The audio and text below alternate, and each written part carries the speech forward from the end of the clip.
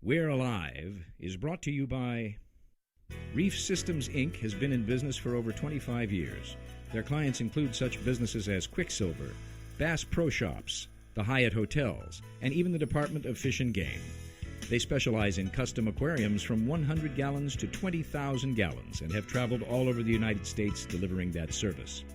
For all your fish tank needs, contact Rick Barboza or Martin Kendrick at Reef Systems, Inc. 714-751-FISH. That's 714-751-3474.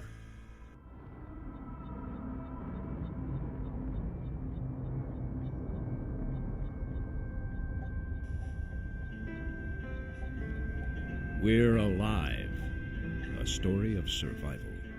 Chapter 4, Rules and Regulations. Part 2 of 3.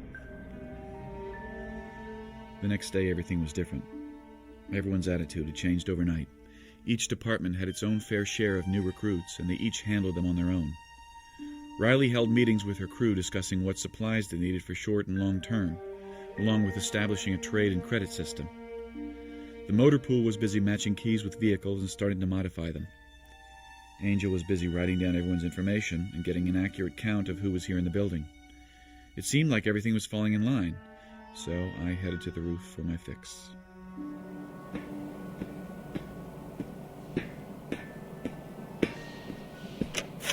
We need to use the space. There's plenty of room over on that half. It's important that we get this set up.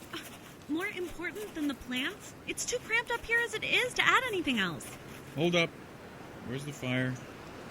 Michael, these two want to put their stuff up on the roof. We don't have any more space. What stuff? We need to put the generator up here. We're going to have to take it apart to bring it up here, but we need to start right away. And I need to have space for the water reserve. The more space they take up here, the fewer crops we can have. We have a lot of people to feed. Okay, calm down. We're all on the same team here. Datu, put your generator on the balcony of one of the apartments on the top floor. Get it in the elevator and up here before we lose the main power. After you're done, just shut the elevator down. There's no need to take it apart. But what about the rules? You're not going to be hanging out on the balcony, so it'll be fine. Will it fit there? Yeah. We still need to bring it up in pieces and remove the sliding door from the balcony, but I think so. Now for a water tank. How about this? You make the container for the water in an apartment below us and just have a pipe coming from up here down there for when it rains. Well, we wouldn't lose as much to evaporation that way. Yeah, it works out in the end for everyone. Thanks, Michael. Come on, miss.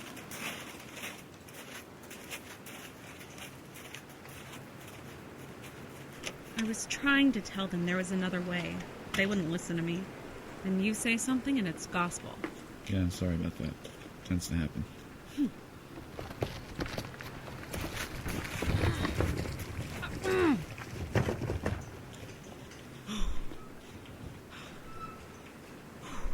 Didn't anyone else want to be a part of your department? Because Kelly volunteered for this position earlier. Nope. It's just me. I'll have to have a talk with her.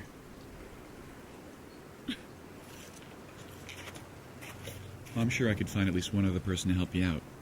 You said there was a gardener who came here with a big batch. Well, they're not here, are they? Look, I'm sorry about what happened. I know you didn't mean to. Yeah? We'll see no one got hurt. No harm, no foul, huh?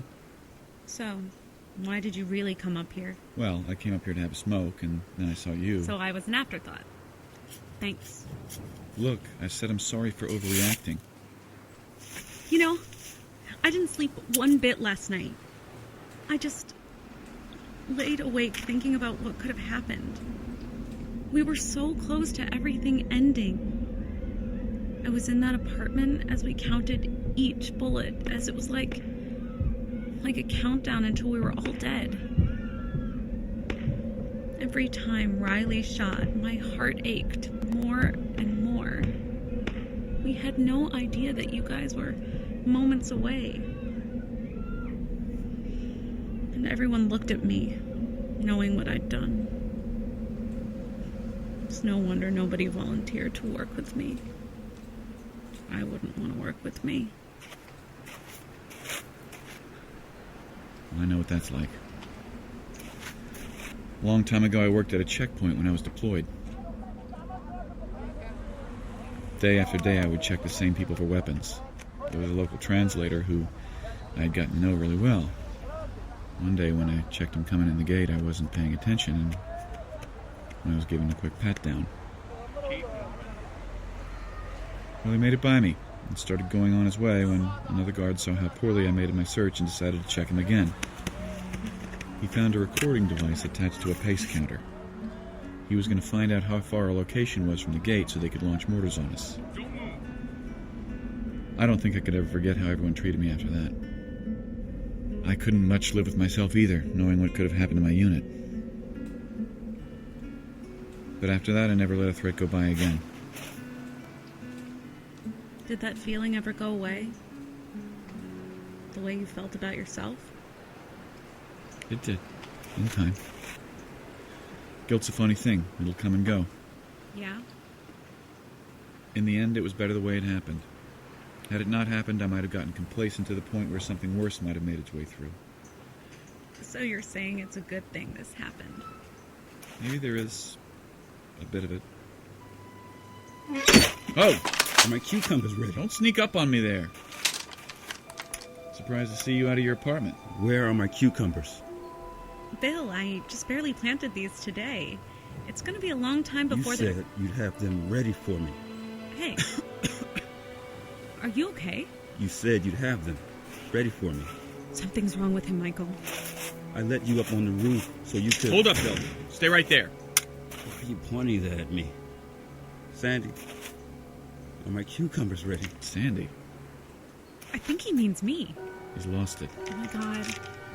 Is he one of them? Sandy? Sandy. No, it's quicker than that. Run down and get some help. All right. I don't need any help. Bill, hold on.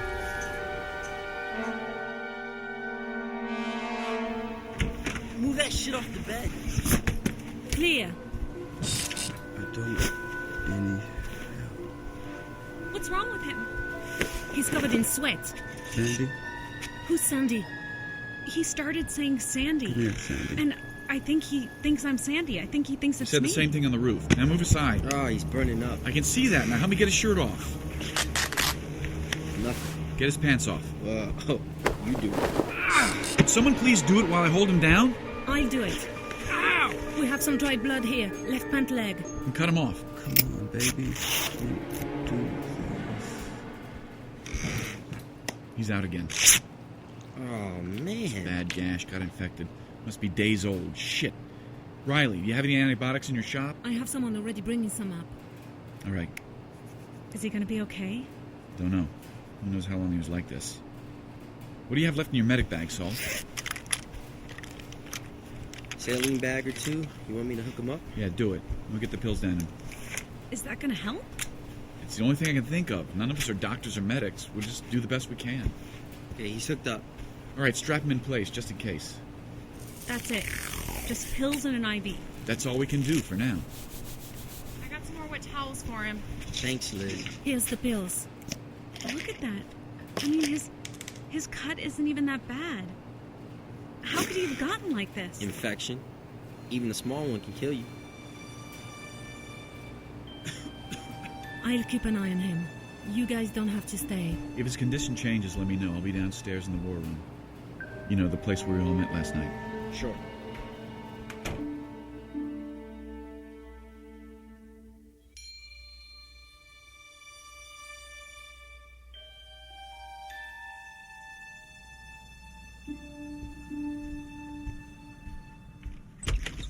Hey, Oh, it's you. What are you doing here? take a look. I found enough wire to run 3 more cameras around the building and one watching the gate in the motor pool. Oh, nice work, kid. That's outside right now? Yeah, should be. Looks like we have some rain coming. Is everything alright? Yeah, just tired. Is it alright if I keep working? I need to run lines to the guard room down the hall. Yeah, go right ahead. Give me that book over there, will you? This? Yeah, thanks. What are you writing? I've been documenting what we've done so far and what's happened. Like a journal? Or a log. It's important to write everything down, otherwise you might forget it. As I sat there writing the events of the day, several ideas came to me. Hey, Michael. Yes, what is it? Here, I found this. It's what we brought in the Hummer. Thought you should have it. This is a silenced pistol. Aren't these illegal? Only if you get caught. Why are you giving this to me? Is this some sort of piece? Call it what you like, Buck Sergeant. I thought you might find it handy if we ever find one or two wandering close to camp. You know, keep the attention down. Yeah. All right. Didn't want to intrude. I'll let you get back to your thing.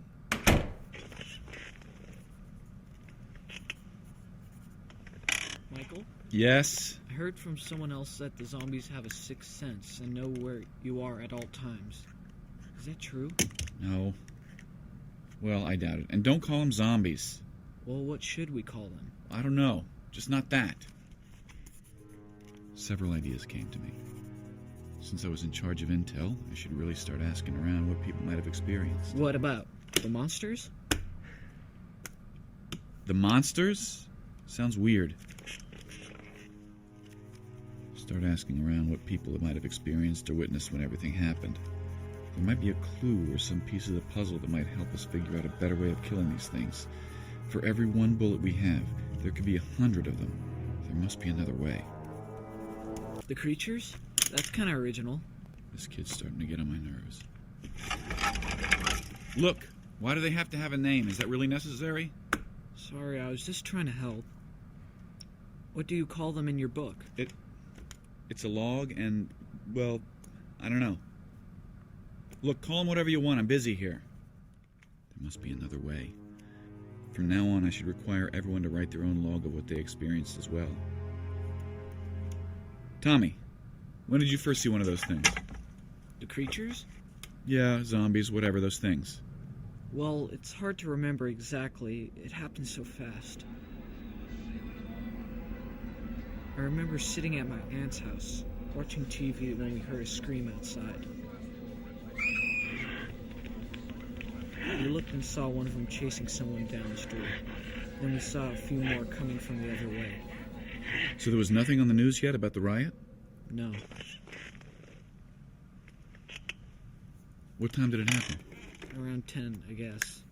Where do you live? Well, it was my aunt's house, but it's in Gardena. Does that matter? Yeah, it does. You see, every detail surrounding what happened when everything fell apart is important. Here, take a look. This is where your aunt lives, here. And this is where the riots were reported, here. If we know when you encountered them, we might be able to figure out how fast it spreads and from what direction, too. So it goes in one direction? I'm confused. Well, think of it as a pond ripple. If it started somewhere, say here, then it would spread in all directions from that one spot. If we find out when other people were attacked, we might be able to figure out where all this happened. Really? Well, maybe. I just thought of it. I might be wrong. Okay, well, I'm done here. Do you want me to go write down everything that happened so far? Yeah, it's a good idea. Better yet, go tell everyone to do that and to turn them into me tomorrow. Can you do that? Yes, sir. Call me Sergeant. Or Michael. I'm not an officer. I work for a living. You what? Never mind. Just do what you're going to do. Got it.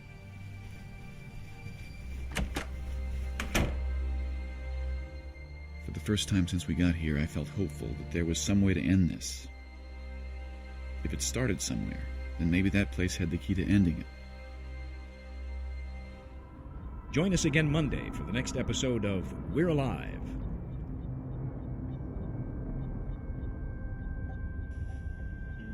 And now, a word from our sponsors. Buying, selling, whether a first-time home buyer or purchasing your 50th home, Jeremy Wayland of Reiki Realty is the realtor for you. Specializing in first-time homes, multi-residential, and Chapman housing, he has the service for you. A fifth-generation Orange resident, he cares about the Orange community. It has never been a better time to buy with tax incentives, low interest rates, and affordable home prices. Call Jeremy today at 714-745-7318. That's Jeremy at 714-745-7318. You will be glad you did. To find out more or become a sponsor, visit www.thezombiepodcast.com or free on the iTunes Store, keyword We're Alive. Starring Jim Gleason, Nate Gies, Shane Salk, Claire Doden, Elisa Elliott, Jay Oligario, Manly Woods, Blair Byhauer, Nico Marvin, and Tammy Klein, featuring Michael Swan. Written and directed by Casey Wayland. Associate producer Jason Scott. Print editor Blythe Hill. Composers Katie Wayland and Ron Gallagher. Producer Shane Salk. Casey Wayland. This has been a Wayland production.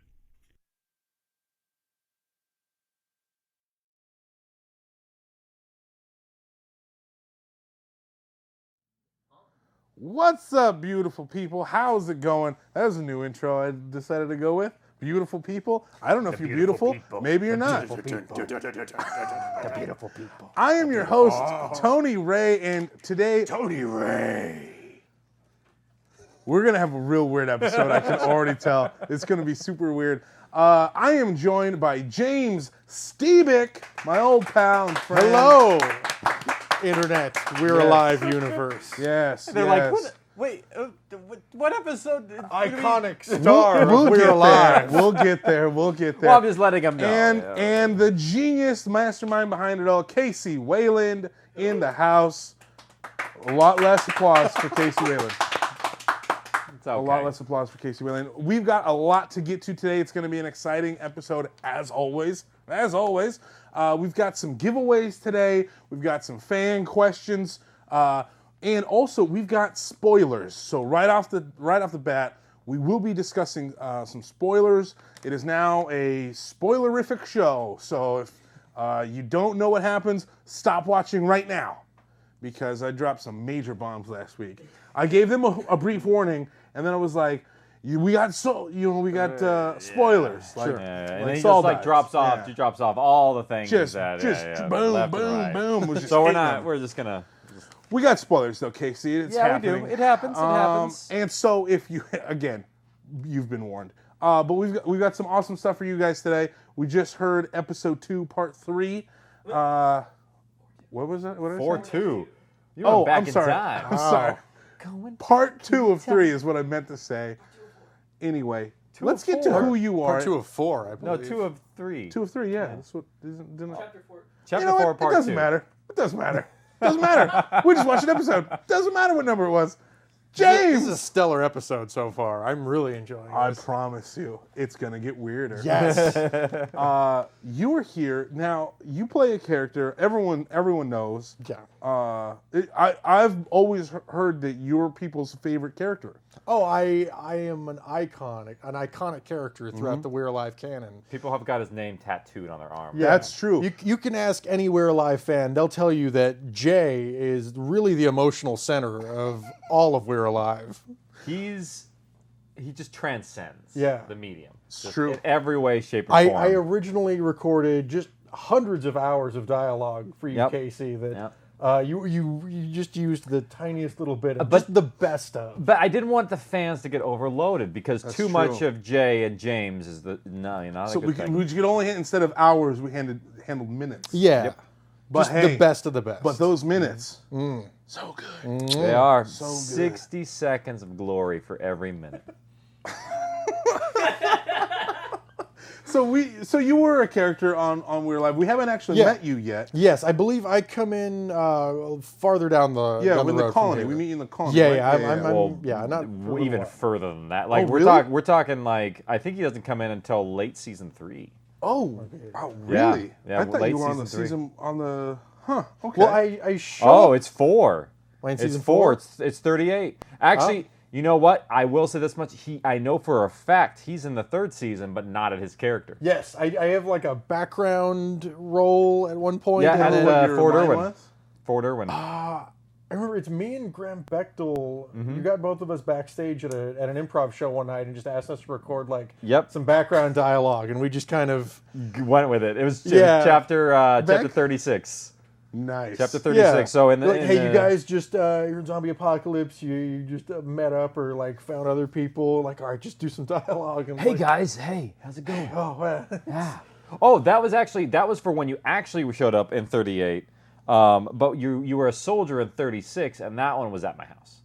That's the one where they're you're at the turret, you're in the gun, you're the gunner at the time, and they're like, get out of here, and so you're like, oh, I got him or something like that. Yeah, it's the 36. If you go to it, you'll hear it. It's pretty cool. Very cool. All the Jay episodes are noted and tagged with Jay. It's true. It's everyone's favorite. The original title of the series was going to be "We're Alive: The Ongoing Adventures of Jay."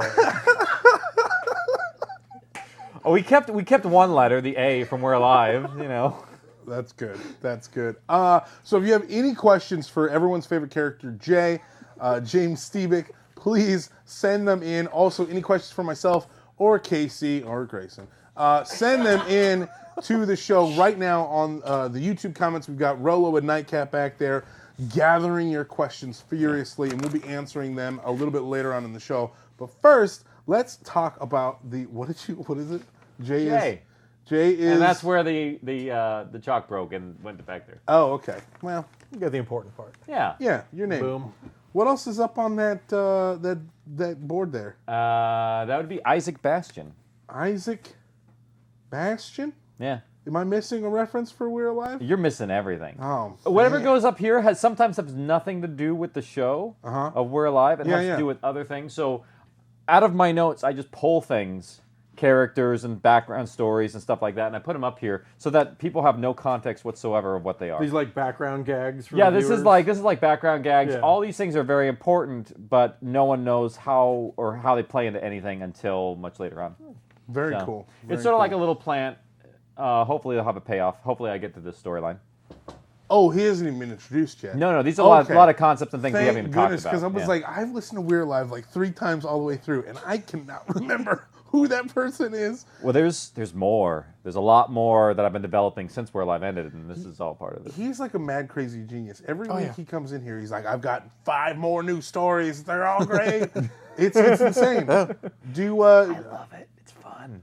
Yeah, so you got your little my master note class over there. I got I spilled stuff on it too. This is whoever gets this one's gonna have just a really fun time and probably an infection. I'm just joking. It's just my lunch. That is gross. So this week during the episode, let's get into it. Again, if you want to post or send us any questions, send them in the YouTube comments below, and we'll get to them. So let's get into the episode. We got to meet. Bill went kind of crazy this episode. Yeah. I feel like there was a lot of drama going on in the tower. Bill goes a little crazy. Find out he has a little boo-boo. Yeah, Bill has an infection in his side. Not the infection that, infected, but another type of infection. Yeah. So, and this is one of those things. It's a silent killer. This is, in the post-apocalyptic world, if you have an infection and you don't have antibiotics, you can pretty much kiss yourself goodbye if it keeps going deeper. So... yeah, people get staph infections and die, and Bill would have died very easily had there not been any one of medical training. So that could have been bad because he would have woken up as a zombie or a creature or a monster or whatever the hell we're calling them right now. Yeah. Because we talked about that too. Tommy and Michael had we were talking about it before. Very good scene. I love that scene because one of the things about it is it shows you the journals. First off, this is where the journals actually kind of catch up.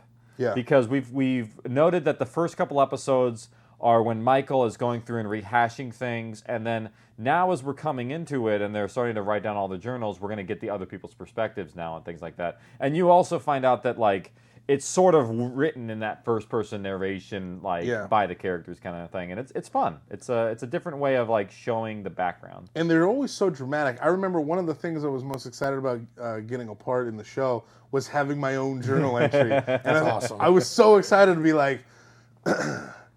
Robbins and just because the music goes down. Yeah, I don't remember what it was. I'm the commander of my Black Hawk, and I remember how to really practice that enunciation. Mm-hmm. We had write-ins. Yeah, because I really had to make sure to hit that H in Black Hawk Yep. You know what I'm saying? Oh yeah. There's questions in there about it. Cool. Your big black hawk. I'll answer all the questions about my big black hawk. Don't worry about it. So anyway, really cool scene between. How old was Tommy when he recorded that? I think 15. Damn. Gotta be 15. He just turned. 14 or 15. Yeah, 14, 15, because he just turned 21. So that was like 2009, 6 years ago. Wow. This one I think was 9. I think this was recorded in 2009, so it'd be about 6 years ago. So, yeah, he was like 15 at the time. Wow, pretty crazy. And he did a great job. For a 15-year-old, yeah, he really solid deliveries. Yeah, nailed it. Yeah, I thought it was fun how he kept coming in and interrupting Michael. Yeah, it felt very natural, and it also one of the things I really loved about it was it kind of gave a commentary of what the hell do you call these things that everyone's like zombies. Excuse me.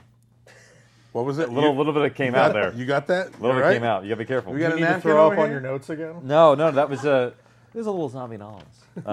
Was Blair burping you earlier? Well, now I got a little bit more with lunch on here. What can I say? Baby joke. I'm sorry. It was so lame. And speaking of babies, my boy James Stebick is going to be a father. Yes. Good luck with that. Thank you. That's Do gonna be fun. you have any advice? Don't. Okay. No, too late. Sorry. No, I'm just joking. It is too late. Could disappear. I've always threatened to run off to Alaska. That's a weird thing that guys just think about. Like, I can escape right now. Yeah, I can start life anew. Like, I could be a crab fisherman. I could make that work. I could just go and never come back. Have you thought really like I could just take off? I think that's been a running theme throughout my life. Like, fuck this. I could go somewhere else and be a new person. What has caused these escape scenarios besides having a child? I have a super low threshold of patience. So like a bad take out the trash. Like a bad day at work. Just fuck this. I could live in the wilderness. That's intense. Why could be a crab fisherman? Why Alaska? I like that. Just because I'm a Deadliest Catch fan. Oh, okay. And Alaska is basically like the mainland United States' escape plan. Is it? Yeah. If you ruin things so bad in the main 48, there's always Alaska. See, nobody asks questions in Alaska. I don't know. I don't think anybody's ever said my life is so bad. I want to go to Alaska. You know, especially like the fisherman, that is not an easy life. Yeah. Well, it's always a plan B. It's never anyone's like goal to go to Alaska, but it's an option. It's there for you. I'm not going up to Alaska. I'm going straight down to Mexico. I got some family there. You can make that. They have a truck waiting for me. You'll be fine. I'll be eating tacos and Coronas. I got less options in Mexico. No, we walk down the street in Mexico and then we're like, I'll be living like a king in Mexico until I lose my head, but it will be great. It will be a great time. Don't mess with those Zetas, man. Where's the local improv theater, please? Improvisational? CE. Yeah. I couldn't host this show from Mexico. Well, maybe I could. Reporting live from Mexico, I could probably do that. The sets would be a little bit more dilapidated, you know, it would fit in. How dare you? There are beautiful areas. There Mexico, are. Beautiful. You got to get past the border, though. Yeah, you got to get past the border. border. You have to get past the border. Don't talk to anybody. Just keep your head down. Get to Mexico City. It's a whole different country. Yeah. I say it like I've been there, but I haven't. I say it like I'm ever going to go back. Oh man, my family's gonna disown me. Oh, if not so already. Anyway, let's get into your notes. What's some special content we have from this episode? Okay, so a couple things I got. The credit system. Michael's always about his credit systems. Yes. Because, you know, you got to have some sort of currency, so we did that.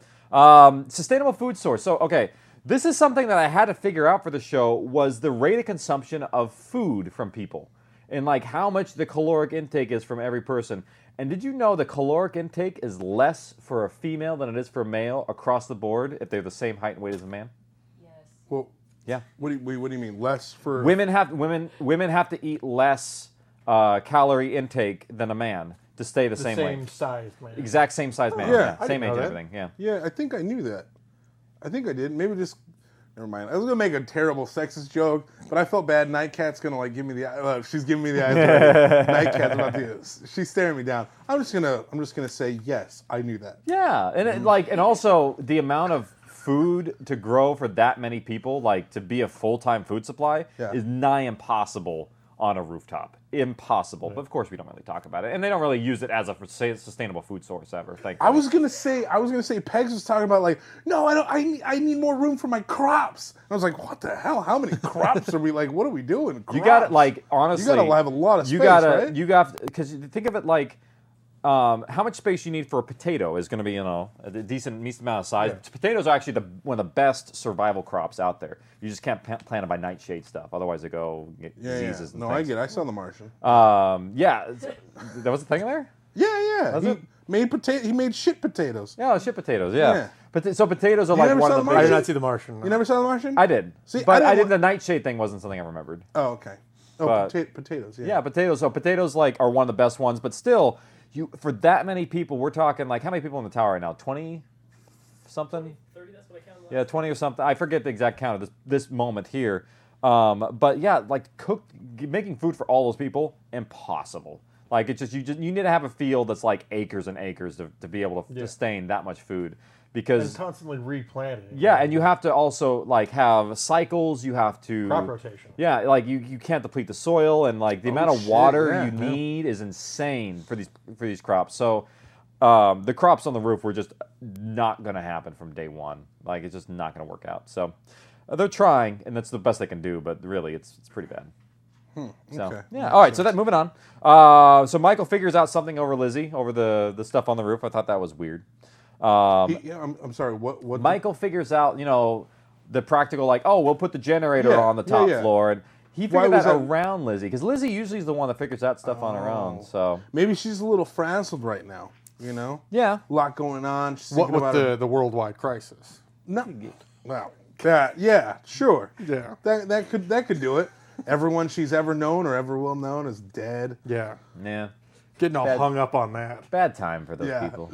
They're this now that you say it like that, you really have to think like everyone's handling this a little too well. Yeah, it really, like if you think about it. That's why it's amazing that they would be able to just keep their shit together to the point where they can address like sustainable food and replenishing food supplies, and even like developing like social infrastructure again, like the credit system. Like it's amazing that even a group of 20 people can rebuild the aspects of society just out of necessity. It's weird because like there's not a lot of families there. Like Tommy and his aunt, right? They're a family. But I mean, they trust the soldiers. They're trusting the soldiers. It's sort of like if somebody feels, and this is just from my perspective, and sort of like the perspective that I had in writing it, was that when you have those authority figures put into place, like the soldiers, you're going to fall and rely on them as sort of like them in control, because a lot of people, they want to have somebody who knows what they're doing in charge. And I think that they kind of trust them to do what they need to do. And Michael's taking a lot of liberties at this point. He's giving it his best. Yeah. And then later on, we'll see if it actually pans out. But yeah, no, it is. I mean, they are handling it incredibly well, and some of them are not handling it better than others. Like, I think Kelly's struggling a little bit. No, for sure. And I'm sure that we'll have some breakdowns as well coming up. But yeah, man, just the way you said that right now just made me think like, holy shit, I would be going crazy right now. But here's the other thing is also, I think it's not that they know that their families and everybody else is dead, is that they just don't know. That's fair. And that's actually something you can keep going on sometimes, is like, who knows? Maybe they made it somewhere. I don't know. I have no way of ever... The illusion of hope. Yes. The illusion of hope is something that a lot of people can grasp onto. We don't know they're dead. We can continue to hope that they're not. Yeah, exactly. So the semblance of society keeps moving forward. I like that. The pacer. The guy with the pacer. Yes. Okay, so let's get into that. So I obviously, anytime anything like military happens, I always geek out because like I would like to think like I'd be some brave like soldier badass. Never happened. Like your character was. Yeah, like my character was. Never would happen. I'm very selfish when it comes to survival. So I always like be a terrible soldier. Where's our helicopter? Dude, I would be they're shooting at us. I would be terrible. I would be shooting at them so no one would try to steal my. I'd be terrible. I'm very selfish. Noted. So yeah, please. This whole war thing is really stressful, you guys. So I always like look up to soldiers and stuff. So I'm always like geeking out. Was this a story from when you were overseas? Yeah, this is something that actually, and one of the reasons why you learn not to trust people overseas is because a lot of times, in my position especially, I was working a lot with civilians, And this is one of those occasions. I didn't find this person, but this was a story that I was told from somebody that I knew there. Was that there was somebody who had been walking in many times with a pace counter, and what the pace counter did is it lets the enemy know how far they have to shoot in with mortars to hit certain targets, and they had specific targets they were trying to hit. And so that was the real story. Is this people were actually doing this, and there was a civilian that had snuck in that was doing this. So it's like you cannot trust anybody. So like that was my mainstay job. Is like you're around these people and you're like constantly just watching every single thing that everyone does all the time. That's gonna make you a little paranoid. Yeah. It not only it lasts. It does not go away once you come home. So that was one of those little lasting things, and like that paranoia of like watching people is something that you can't turn off anymore. I'm sure. So, How long do you think that would last for you?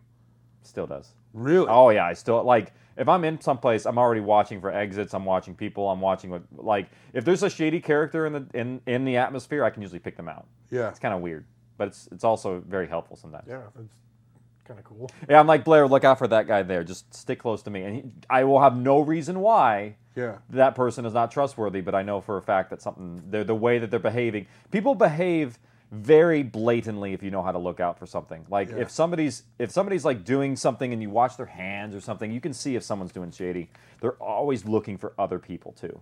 So little signs like that. So yeah, that's intense, man. Yeah, I have the same things all my days on the streets. You know, it's all my street knowledge. I'm a streetwise kid. You know, you live in Anaheim. You'd be a worse gangster than a soldier. I know, I went to private school. I had to wear a sweater and tie every day. I would be terrible on the streets. You ever seen the movie Get Hard? Yeah, that would be. Yeah. That's not close. I mean, that's not close. That's not far away. Anyway, so what else do you got there in your notes? Time heals all wounds is another theme of the show. No matter how bad things are, people dying, whatnot, you'll get over everything with enough amount of time. Bill and Sandy. Sandy was Bill's wife. She was never mentioned in the show. She was actually cut from the script because there was just too many people in the tower, so I kind of cut her early. But she did exist originally, so Bill crying out for Sandy is because of that character that was lost. She never came home. I know it's supposed to be kind of sad, right? Like, that is sad. He lost his wife. I knew it was obviously like he lost somebody. Yeah. But as soon as he said that, like, I had to pause the episode because I immediately went into singing Sandy from Grease. And so I had to, private school, guys. Okay. Yeah. Wow. Yeah. So I had to just stop because it was just like in my car. Oh, Sandy, baby, can't you see? Hey, what else you got on that list? Let's see here. The infection thing we talked about. Playing with the fourth wall. Okay, so they talked about the journals. Silencers on guns. Did you know that they're illegal? For like me to have? Yeah. Yeah. No, you can't. You absolutely can't. Well, yeah, I didn't know that either. Or is that a state law? I think it's state for sure. I know it's definitely illegal in California. I don't know about California for sure. Yeah, and so in California, Bert had to sneak it around. So the fact that he had that pistol was I'm pretty sure a interesting. lot of the shit Bert had was super illegal. Like, yeah, the what about the that's illegal too, right? The floor grenade. What am I trying to say? Claymore. Claymore. Oh yeah. Thank you. Absolutely. Anything that explodes is illegal in California. Like, you can't even have a firecracker anymore. I mean, for Pete's sakes, it's just ridiculous. But yeah, no, it's technically. Okay. You got a closet full of firecrackers? I have no comment. It's actually not hard to I have make a closet your full own. of claymores. You never know. That's dangerous. Okay, so silencer illegal. I didn't know that. So when I searched it up, I was like, oh, the only person who could possibly... Because I wanted a silencer in the story for a couple of reasons that will come up later on. And then, so I had to figure out how to have it, and I was like, oh, Bert will have it, because Bert has all these things. So that's basic zombie strategy. Yeah. I mean, if you want to use a firearm against zombies, which is always the ideal, you need a silencer. Silencer or bow and arrow or something, true. And so silent. But the only part about that is, though, we had to use the fake silencer, because really, the reality of a real silencer does not sound like that at all. So I'm aware that this is not the right sound effect if anybody's going to give me trouble over it, because we haven't heard it yet, right? No, we haven't had it used yet. It will. How does a real, what is the show version versus the real version? What's the difference? It's louder. A silencer is not, the silencer it is less, but it's still loud. Really? Yeah, it's a suppressor. It's not an actual, like, it does not silencer. It's not even called a silencer. Because in all the 007 movies, James Bond movies, it sounds like... Yeah, that's like a James ray Bond gun for you. That's fake then. Totally. I would. Well, that sucks. That's I depressing. think I'm disappointed in you, James Bond. I think a more silent approach, if James Bond was really more covert, he would use darts. Ooh. Darts would be something incredibly silent. You could actually like a blow dart. Yeah, there are blow darts that actually can, like, I think they can impact somebody, and then you could not, like, eventually when they wake up, they will fall off and you won't even see them, like, where they are. So I think there are some of those, like, where they have sort of like this amnesia effect. So I like that. Yeah. Amnesia darts. Yeah, I need some amnesia darts. Yeah. I've never used a blowgun before, but I feel like I'd be good at it. I've got big lips. I feel like I got a lot of, like, pushing power. Got those years on the streets. Because the lip size is breath power. Your familiarity with the Grease soundtrack? Yeah, you'd be good with a blowgun. That's so good. The only gangster part of him is his tongue. Oh, that was so good. Oh man. That's all I got. Okay. I got. Oh yeah, and also we brought into a lot of talking about how I hate the word zombie. I let them. Here you go. You can have Oh, thank you. Yes. Put him in the stack. So yeah, I hate the word zombie. Never like using it for the show. It always sounds weird. But I feel like whenever you have a show that has things that might resemble a zombie, no one ever says that word. So it's like a default kind of term. Yeah, and also when everyone hears it, they're like, that's why The Walking Dead didn't do it. Mm. That's why I think Kirkman is the same perspective as I did. Is like you want to disassociate yourself with the old style of the way that people think about it, like that. You don't want that. Yeah. Even though his are very. They are very Yeah. From what I know, anyway. Walkers. Yeah, walkers. That's what they call them. Yeah. Yeah. Walking Dead, obviously makes sense. Yeah. Makes sense. Their walkers are definitely not runners, is what I've told. Oh yeah, they don't boom fast at all. Yeah, it's not the 28 days later rage zombies running all over the place, which is awesome. It's a nice change of the motif. Ours are. I mean, ours are the best. You can't go outside with ours. Like if you're out at night, you might not come home. Yeah. So I don't know if they can say the same in their story. No. I like that today there are so many different interpretations of it. Like kind of like you were saying. There's the old traditional black and white arms forward zombies, but now in today's day and age, there's so many different interpretations of the whole zombie motif.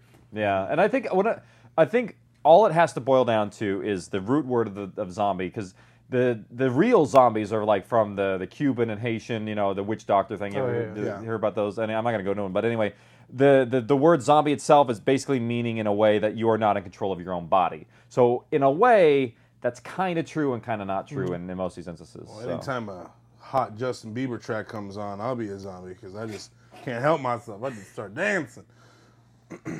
Not helping myself. Not helping myself in the I don't blow even know dart where to defense. begin with that one. Yeah, that's true. That's true. Oh man, I need to think before I speak. Oh, so we've got some news, exciting news. I mean, it's not like breaking news, but a reminder: we only have 1 week. One week until lockdown for the Kickstarters. For the Kickstarters, their release date, and Rollo's chanting back there. Their release date, and one of the reasons why I think we're so damn tired right now, is because next Tuesday is the release date for the Kickstarter backer. No, is it Wednesday? No, it's Tuesday for Kickstarter backers, Monday for general release. Oh, you guys got a week to figure it out, so take your time. I know for a fact it's next Tuesday, so we'll be good. And if anybody's wondering like how we're gonna do it, you'll be getting an email from our system that has a code that has your Kickstarter backer, and you'll go to a link, you put the code in, you hit download, and you download the episode. So it's not too hard, it's really easy. And we're trying to make it as simple as possible, and we obviously ask that nobody who's kickstarting share. Let the people who are, coming in. You've been holding lockdown very close to your chest. I've the host of this show, and I don't know what the hell happens. I don't know the premise. I don't know, I know the premise. That's ridiculous. But I don't know as much as I thought I would know. Casey will hook me up. Casey he'll share the love. No. There's no previews. No, I mean, there is that 15-minute preview we did at Kamikaze, and we will be putting another preview on our We're Alive channel, and a Lockdown channel will be coming probably within the next week.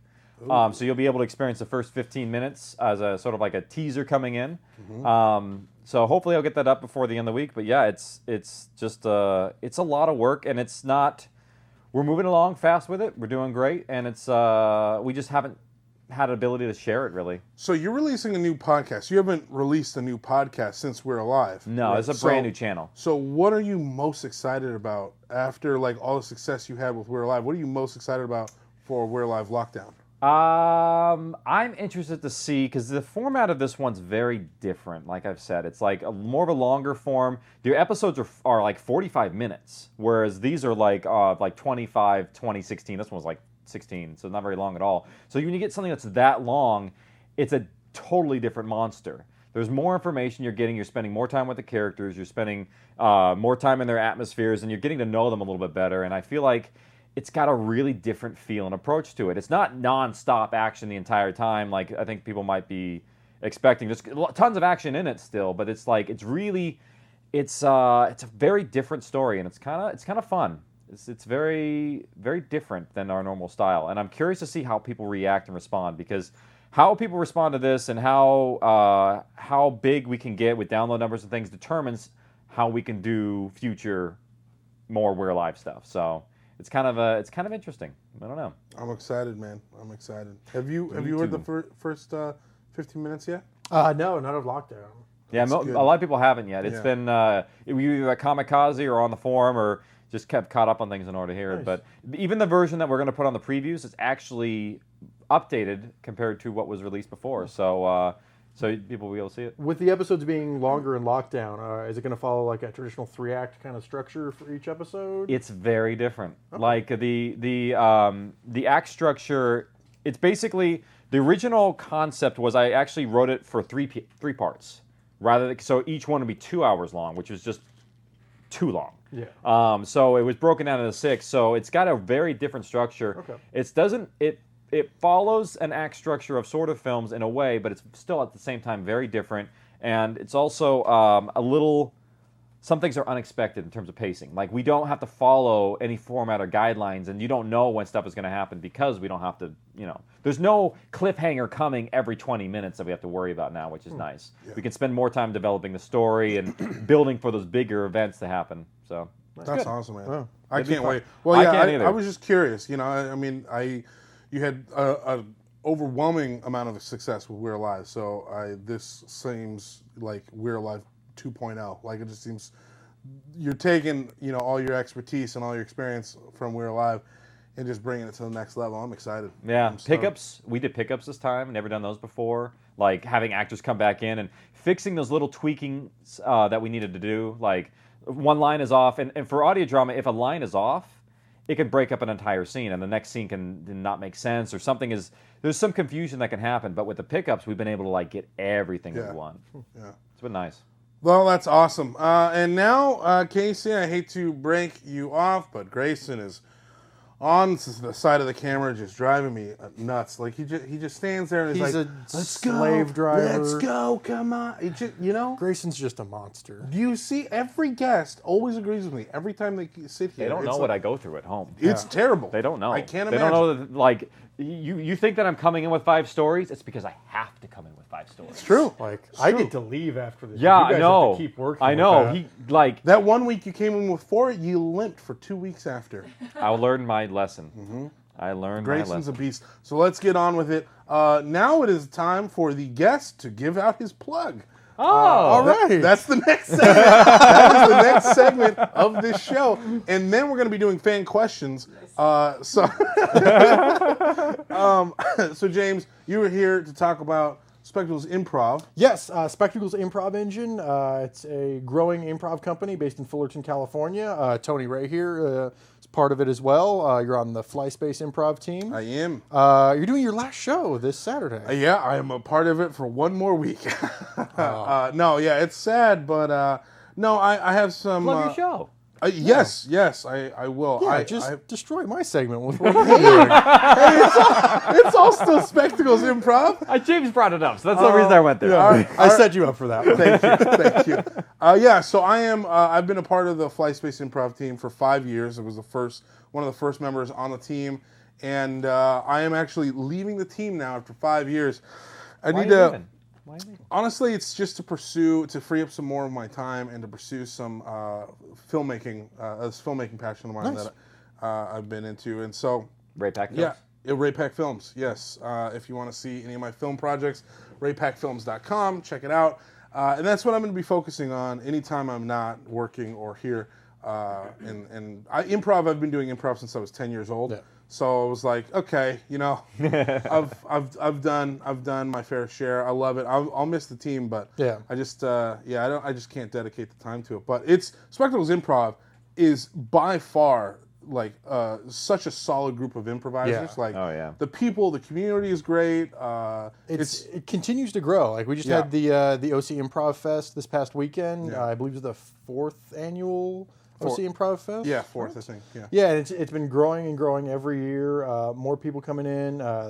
Drop-in classes on Fridays and Sundays. There's a whole improv class system going now. Keep trying to avoid saying class system, but I don't know what they're called. It is kind of, right? Yeah. I mean, like it's class levels. If you want to get better at improv, you just show up there on Fridays. You pay, I think it's like $10 or Yeah, something. $10 for the drop-in classes. Yeah, you get a full class, and they're cool. They're good classes. Yeah. I think there was, like when we first started doing all that, there was like they were just trying to figure it out, and now they're. I mean, those classes are packed. Like there's a lot of students in there. Yeah, Spectacles Improv is the place to be in Orange County if you want to be either watching improv, being involved in improv. It's a growing community, very much worth your time. Yeah, it's fantastic. I've enjoyed the past 5 years of being a part of Spectacles, so I think you will too. And Blair did a lot of work with them as well for a while. That's actually where we met because of Spectacles. I didn't even think about that, but without Spectacles, I wouldn't be here right now. Literally. James, I probably wouldn't have much of a relationship with because we all like bonded over improv stuff. So that's like that's why there's so many improvisers on this show is because like that we had a lot of stuff in that improv community. And if you we still pull, if you don't know what improv is, just go check it out. It's kind of like Whose Line Is It Anyways? I guess that's always the go-to example. Yeah, it's Whose Line Is It Anyway is just it's hyper-focused short-form improv. There's so much more to improv than just Whose Line Is It Anyway? Yeah, and it helps in every aspect of your life. I mean, storytelling, job interviews, like just confidence. Yes, absolutely. Yeah, being able to read a scene. Improv is universally applicable, people. It's not just for Drew Carey and whoever's hosting it now. Is it Aisha Tyler? Drew Carey. I haven't seen any of the Aisha Tyler episodes. Oh, are they not good? I just think it's too cheesy now. I really miss it. Like I've been doing improv for long enough now, and of course, Whose Line was one of my early influences. Like, I want to do that, but like doing the long form stuff and genre stuff, and just there's such a huge world of improv out there that's not just 4 guys in bright button-down shirts doing like one-liners and trying to going for the funny. Actually, the funny thing about improv is sometimes it's just not funny, but sometimes it can be incredibly deep. Like there's some moments where like they'll have scenes and stuff where you're just like, oh. So and it's really interesting, and also like for people who even if you haven't done any sort of performance, even having a little bit of practice and going for some of these classes, you get some confidence and like quick thinking and thinking on your toes and being able to like do stuff where like normally it's you don't get that skill set, Yeah, experience that stage time, just knowing what to do. When's your next show? I already forgot. I sent Grayson my dates earlier. You sent Grayson your dates. Whoa. Slow down, Joe Rogan. Hold on. Okay. Here's the one I want to promote. Saturday, May 21st. A team I'm on, the 1%. We're challenging for the Orange County Cage Match title. Ooh, you're going to be taking out, probably Wine Moms? Probably Wine Moms. I know there's one more cage match between now and then, but Wine Moms have been fantastic, dominating champions so far. I think they've got like 4 or 5 wins under their belt. It's cool because there are 2 teams and they literally go head to head. They each do a performance, and then the audience votes who goes on. Yeah, and the Wine Moms have been killing it. Yeah, and they're a great lineup on that team. That's right. You and Chase went up for Cops and Robbers. Yeah. That was a fun set. Pretty upset. I voted for you guys during that set. I was watching. I saw you in the audience. I was like, all right, Stebick, I got you. What? Oh, okay. You Yeah. for me. Okay. Cool. Yeah, if anyone's never seen an improv cage match, 2 teams go up. Each team gets 20 minutes to just go and just do a long form improv set, whatever they want to do for that 20 minutes. Audience votes at the end. Winner comes back the next cage match. It's all for fun. They're a lot of fun. It's all for fun. My next show is with Fancy Hobo Improv. We do musical-based short form games, kind of more in line with Whose Line Is It Anyway, but definitely with a musical emphasis. That's going to be April 23rd at the Starlight Theater in Costa Mesa. Fancy Hobo Improv. Thank you, Gracie. And if you do want to come see Stop yelling at me. I know. If you do want to come see my last show, it is this next Saturday at 10:30 p.m. at Stages Theater. Yes. My last show with Fly Space. It's crazy. It is crazy. I'm not gonna lie, I'm probably gonna cry. Oh, you better cry. I'm If you probably don't gonna cry. Not you. I know. Not hardcore street soldier Tony Rey. All right, let's get to some questions. We've got some time left. I'm sure we've got a lot of questions this week, so we're going to try and answer them as quickly as possible, and if not, as many as possible. Did you turn the air conditioner off? No, we turned it on. How dare you? So let's get to the questions. The first question from Nightcat. What is it? Oh, man, we got lots of questions, you guys. All right. Okay. First off, Jordy Shepard would like to know, Casey, who was one of your favorite characters to write?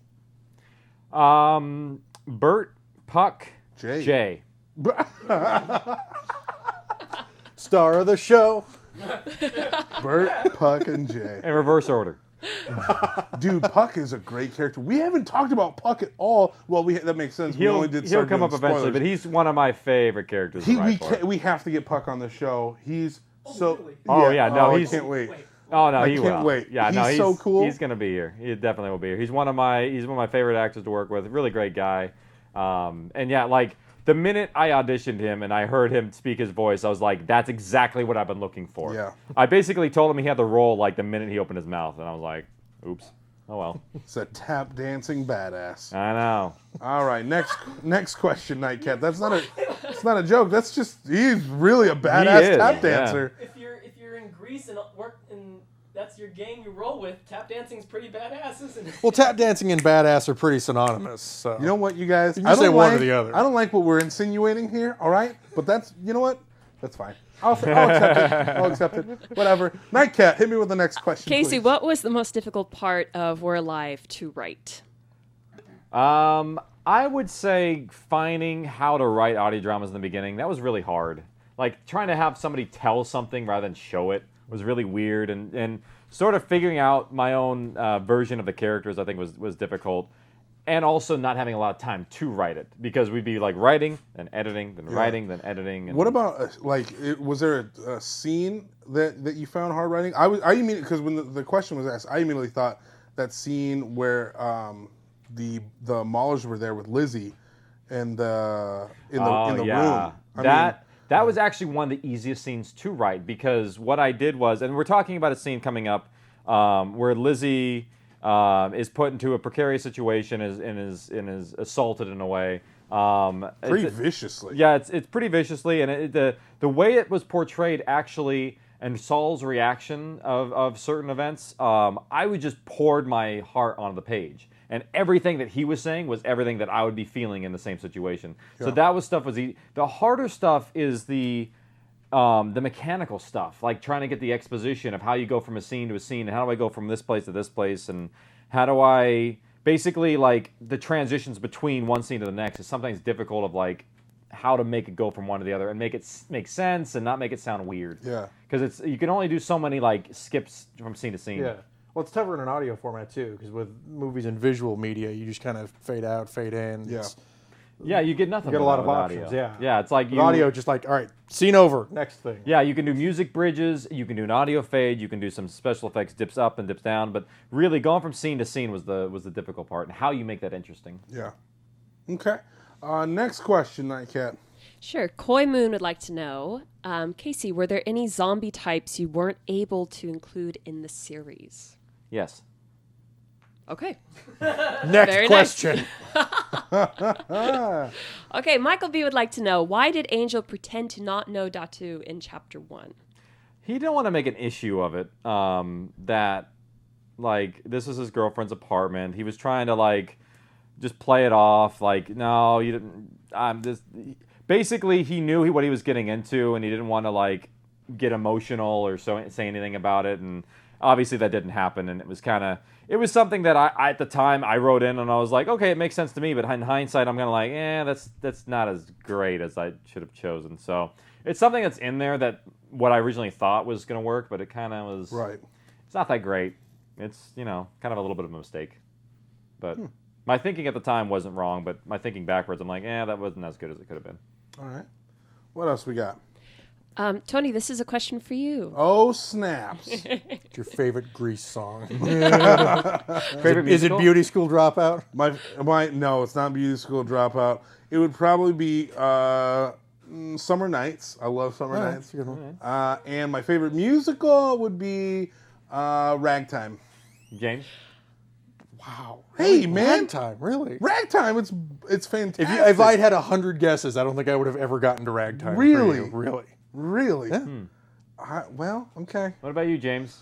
Oh. We're going to get to that question, I promise. We'll get I didn't mean to derail this with a comedy bit. Oh, man. Music Man's always one of my go-tos. I like Music Man a lot. I played him. Yeah, a long time it's ago. a great show. West Side Story. If I had to pick like a number one, West Side Story is just untouchably good. It's real good, yeah.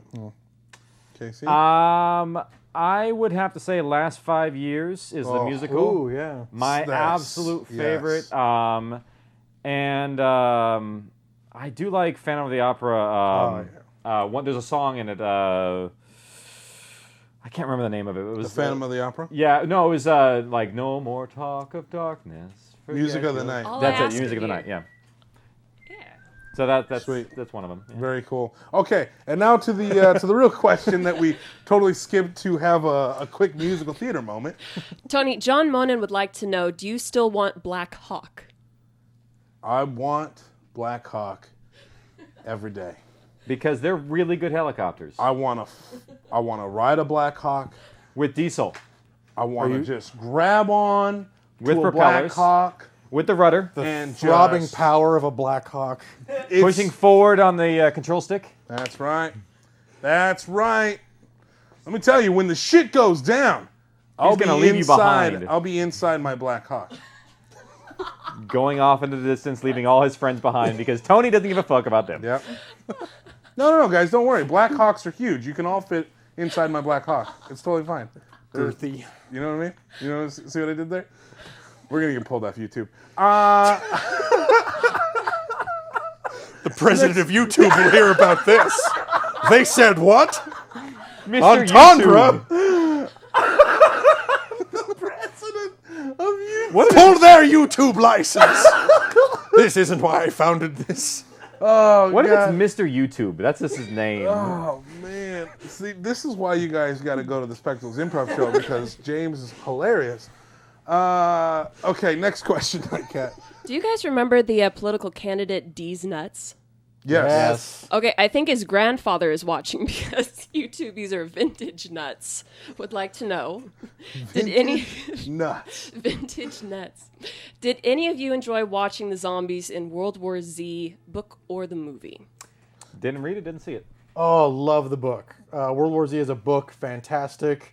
Never got near the movie because I could tell like early. That was one of those movies where like early on in like production and the news that came out about it was like, boy, this doesn't sound anything like the book. Well, and like you were hearing like from the production, like they had to do all these rewrites and they had to do a ton of reshoots. It's an impossible book to do accurately because there's no running narrative. It's a bunch the book was good. It jumps around. Yeah, the book's fantastic. I don't feel like in the movie they covered a lot of the political stuff that was in the book that made the book really good. But I enjoy. I mean, look, I have. This is not going to help me at all. But no, go ahead. I have a huge man crush on Brad Pitt, and I will go see anything Brad Pitt is in. Why is that bad? He's a beautiful man. I know, but I've been talking about Black Hawks, musicals. Well, Brad Pitt. That's probably the Black Hawks. Love of Brad Pitt's probably the least embarrassing thing you've covered. Yeah. Okay. We're like okay with it. Yeah. Oh, and the Justin Bieber thing. Yeah, I've just got a lot. Yeah, that was worse. No, that was bad. Okay, Yeah, but really Brad bad. Pitt is a badass. I love Brad Pitt. sure. So I enjoyed the movie. Look, my whole thing is I don't like when people get too critical over summer blockbuster movies. Oh, Did Transformers 4 not change your prospect on life? No, I get that. It was just like, I'm just going to see robots beat each other up. Counterpoint? You know? Counterpoint. Yeah. I, on the other hand, from the writing standpoint, look at these movies, these big old blockbusters, and see, why can't they get the story right? Why can't they get the money? That's fair. Get this? They're going to spend so much on special effects. Having a good script is not that hard. I always get hung up on, like, why can't this be better? Like World War Z. Like, granted, the book covers so much ground, and like I said, really hard to do, like, a book-to-movie translation of that, but... You know what bothered me the most about World War Z, now that we're talking about it? And I don't want to come off as offensive. However, Brad Pitt's wife, who believes that? I mean, I've heard this critique. Hey, producers, come on. Really? You really want me to believe that Brad Pitt settles down with whoever that lovely actress is? I'm sure she's a great personality.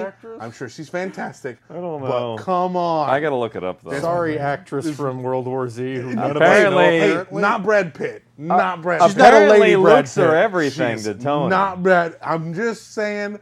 Maybe she's a knockout in the Brad personality Pitt. department. Hey, bro. Not Brad Pitt. Moving on. Casey Cat, you would like to know, did you ever keep a journal? I did in the military. I did. That was your wife gave me that book. Yeah. So, well, girlfriend, wife-ish. Nikki can't find out about my wife, Casey. Okay. You just fucked things up for me. Dude. On live TV, James. I'm sorry. Nikki, stop watching. No, she gave me a journal. She gave me when I went into the military. She gave me a journal to write in, and I actually wrote every day in basic training and like 2 days in my advanced individual training, a journal, and it was really. Blair actually read it later, and it was a really good coping mechanism for that time period of my life, and actually sort of became the foundation for We're Alive writing in journal style. So yeah, I did. And it is an incredible coping mechanism to write and get through things. That was just a process, like anything that's going on. It's certainly with the military. And it's like so much happens. Like so much happened in basic training, and like to go, and I was exhausted every day. But man, I when I hit that bunk, I put something in there on every page. That's cool, man. Just to get your like mindset. What are your thoughts? That's really and cool. It's weird, and it's like. I'll be honest, I was like a heartfelt romantic. I was talking about the girls back home that I was missing, and like, the things classic military stuff. The things I should have done while I was at home. Signed me, You have a little pinup of your girl. Like I'm gonna kiss my best gal when I get home. I didn't. After we beat all these Nazis. The sad part is I didn't have a gal back home. I had prospects, so it was like, well, maybe they might be interested when I come back in like a year. I don't know. Yeah. Yeah. Right? Yeah, you help. Throw on that uniform, walk around. Ladies appreciate the troops. Oh, of course. Yeah. Hey, ladies, I went to war. Well, let's get it done. I don't know. Got the uniform. Right? I don't think that's how really... that works, right? Yeah. You go to war, you get back, and you get celebrated. Yeah. Moving on. You're owed it. Ladies and men, you might be thinking that, but from my perspective, that did not happen. Did not happen. No. Wow. It's because you live in Orange County. I didn't know so many people hated the troops. Yeah? That's a shame. You should have let me know. I would have went over there and handled business for you. It's all right. Well, I'll take one for the team. He's a soldier. Come on. Don't look at me like that. It's all right. Everything turned out fine in the end. Of course. I'm with Blair now. I have a child. It worked out. All right, we've got time for a couple more questions, so let's get through them, and then we're going to do a giveaway. How about that? It's my favorite part. I feel like Oprah. Well, like mini Oprah. They're going to have like a stack of notes, too. I know. We have not given out. They're going to have like a book from me. We're going to get to it. Let's get through these questions. What's the next one, Nightcat? Tony, we're going to have one more question. Oh snap. One. She's cutting them down. I like it. Andrew Weed would like to know, Casey, did you always know the origin of the zombies, quote unquote, over zombies? No. I'll be honest, no. It was something that I sort of developed as I was writing it and figuring out a little bit. But no, the exact origin of them, I didn't fully... Well, put it like this. I didn't fully know, and I haven't even fully disclosed all their details. So there's still a lot of information that I never revealed about them, or... there's a lot of details that I have not found a way to release, but that might come up in later volumes. So that's something that I sort of have always been developing perfecting, and actually didn't find the exact perfect answer until about 6 months ago. It was way after We're Alive was over that I found the right key that fit the things that I needed them to fit into. So really, yeah. So there's something that that is part of the story that's in there, that the structure was there, but then like there's one piece that ties it all together that I developed afterwards. Are we ever gonna get that? Yeah, eventually we'll. That's awesome. Because again, I don't know that either. You need to stop keeping secrets from your friends, okay? Because I want to know that. Friend? So, oh, of course we're friends. I'm just joking. You? I married you. I know you did. I mean, like I performed the ceremony. Of course. Of course. Thanks for for walking that back. Yeah. I really had to explain that one. I married you, motherfucker. On the streets. At private school. Yeah, you don't know. We put on about our fanciest school. ties and we got married. Oh my god! Can you come back every week? Dude, all right? I'm down. Yeah. Perfect. Yeah, I'm just having a baby. I'm not doing anything. No, I need a reason to get out of my house. It's not out yet. All that noise. You know. I'm anticipating stress, so yeah, I need to fill up my schedule with stuff other than a baby. You know what? This is an apartment. You can. Can I live here? You kind of can. Tell Nikki I went to Alaska. Tell my wife I went to Alaska too. Nikki, he got crabs. Sorry. Oh god, nice. Deadliest catch. They catch crabs. I get it. I'm on your wavelength. Okay, now we're gonna do a giveaway. All right, this week is a super giveaway. We've been stockpiling prizes for this giveaway, literally over here, like we're preparing for the zombie apocalypse. Look how many pages that is. We have 4 pages of Casey Whalen's notes. Now look, this doesn't, like, you're never going to buy this on the store. You'll never be able to get this. These are exclusive. You won't even be able to read it when you get it. Yeah, you really can't. These are exclusive Casey Whalen notes, signed by Casey Whalen. Very exciting. Did you also, say my full name? Huh? You just say my full name. You don't have to. Yeah, it's a good name. I'm going to say it. Yeah, it's a solid name. Signed by Casey Whalen. What's your middle name? Ryan. Ryan. Yeah, Casey Ryan Whalen. I had no idea. Kind of breaks up the flow. Yeah, I don't like just it. stick with Casey Whalen. Yeah, drop that middle name. You know what? I don't use it. Can we just cut that? I don't want the fans to know it's Ryan. I don't like that name. Perfect. Jesus. Casey Whalen. Nice night cat. Oh, that was quick. Okay, so we've got 4 pages of notes. We've got chapter 3, the new people on disc. We have that signed as well. And The new people. The new arrivals. It's okay. It's all right. It's okay, Tony. It's okay. I've never listened to We're Alive. It makes sense, though, right? I mean, what are they? They're people. Yeah, the new people. That would have been funny. That would have been the funny new title. people. Chapter Should I 97. punch that up? No. Oh man. Just people. The new. Yeah. So you got the new kids on the block here. The disc. You've got 4 notes. 4 pages of notes, and any poster you want that we have on the store, any poster. This is a huge, huge prize. You literally only have to do one thing, and that thing is, let me read it. You have to go to our Facebook page and let us know on our Facebook page which piece of technology would you miss the most if the zombie apocalypse happened, and what would you do to fill the void? Answer the question. So for me, what I would put on the Facebook page is I would miss my iPhone. I'd miss Snapchat, really. I'd miss Snapchat. Because I miss my iPhone because it has access to my Snapchat. I'm addicted to Snapchat. Tony_Rey. I am addicted to Snapchat. I love watching them. I love doing them.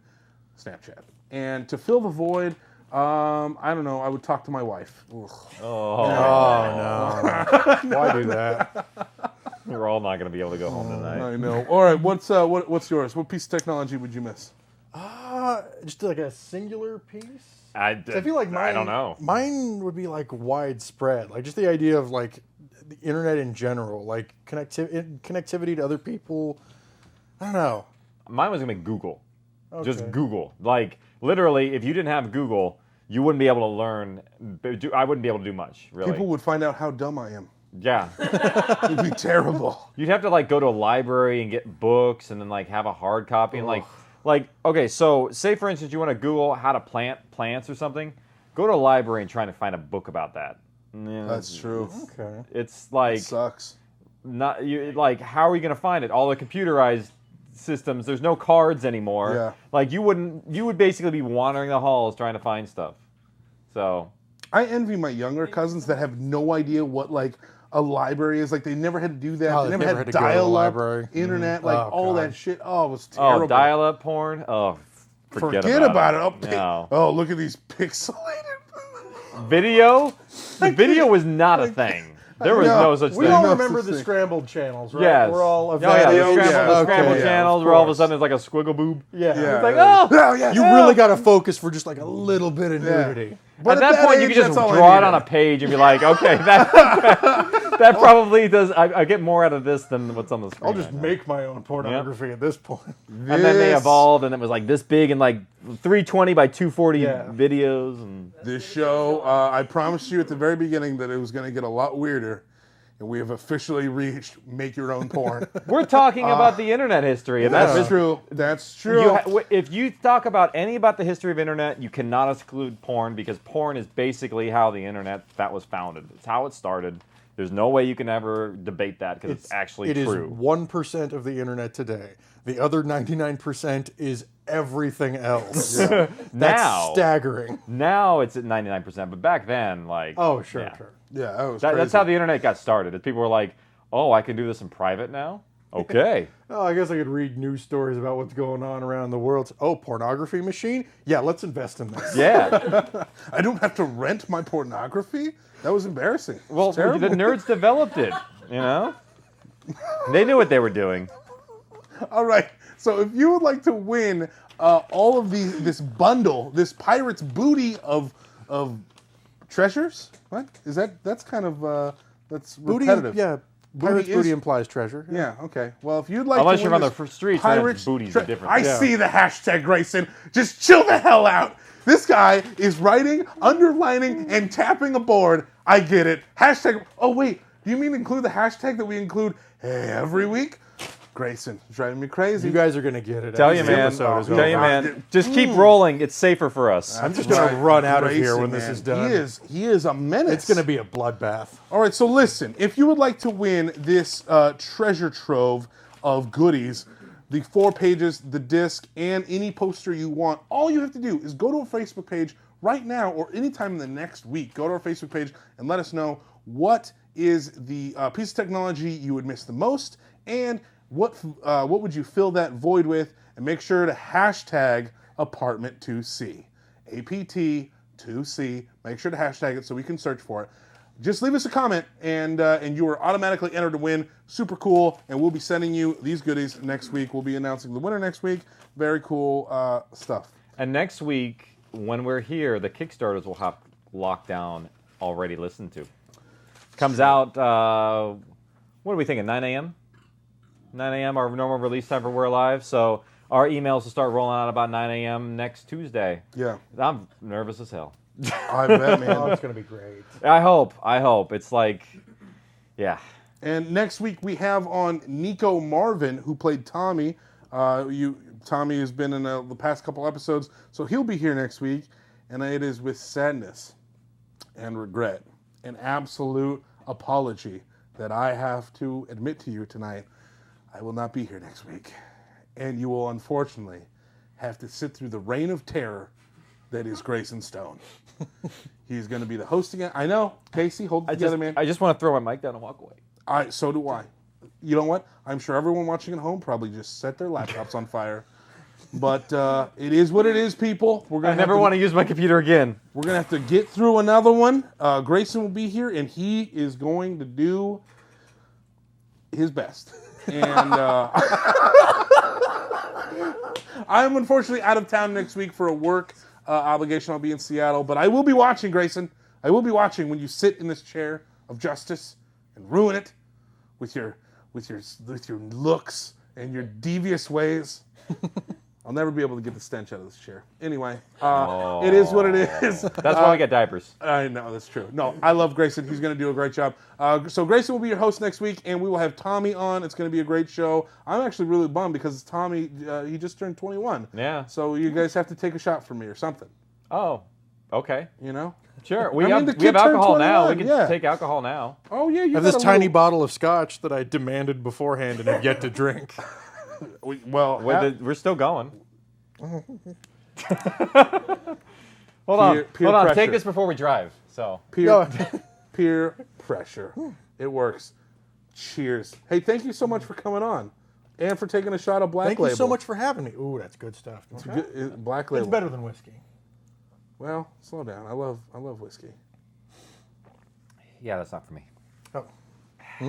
I'm here. Let's all drink. Why not? Hey, Let's all cheers. drink scotch. Oh, scotch. Okay. Whoa. Ah. Oh yeah. Yeah, that's like sitting on my tongue still. Whew. Yeah, I'd take Jack Daniels any day. Yeah, it's got the aftertaste of like a ham sandwich. You're absolutely Are right. we drinking out of the same bottle? What is happening? Our with taste you buds two? are different than yours. That's what it is. We have the same tongues. Yeah, we have very similar tongues. Yeah. I've always said that. Yep. We have we're twin tongue. This is some tongue smooth twins. Johnny Tongue twin Walker twisters. Black Label, smoky and refreshing. Drink it and then go driving. No, you cannot advocate that. No, absolutely do not do that. We're all getting Ubers home. Thank you all so much for watching. Make sure to I'm getting send a lift. Don't tell me what to do. You're not from my street. Make sure to send in that question from Facebook. Just post it on Facebook. What is the most favorite piece of tech that you will miss in the zombie apocalypse, and what will you fill that void with? Hashtag Apartment2C. Do that right now. You have up until next Monday at 9:30 p.m. And as always, we will all be back. Grayson will be here as your host next week, 7:30 p.m. Pacific Standard Time. James, hilarious as usual, man. Oh, thank you, Tony. Happy to be here. Hilarious as usual. Do I get one? Casey, you were here. It's like we just shit on each other all the time. I love it. I love these people. Thank you. Big shout out to Rolo. Big shout out to Nightcat holding it down back there. Thank you guys so much. We'll see y'all next week. And Grayson, fine.